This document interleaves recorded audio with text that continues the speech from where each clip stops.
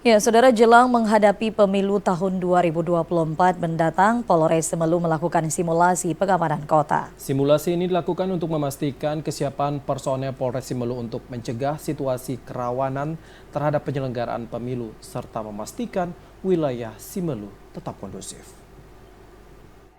Polres Simelu melakukan simulasi sistem pengamanan kota untuk memastikan kesiapan personel Polres Simelu dalam mengamankan pelaksanaan pemilu tahun 2024 mendatang. Pelaksanaan simulasi ini melibatkan ratusan personel Polres Simelu.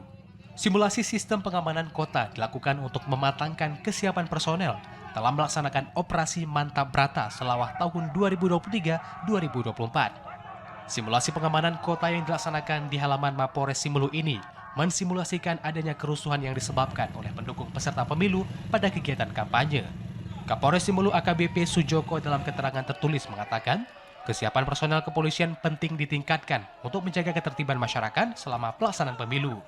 Selain itu, rasa aman di tengah masyarakat dapat terus terwujud selama pelaksanaan pemilu mendatang. Dari Simelu, Al-Ashab TV Aceh melaporkan.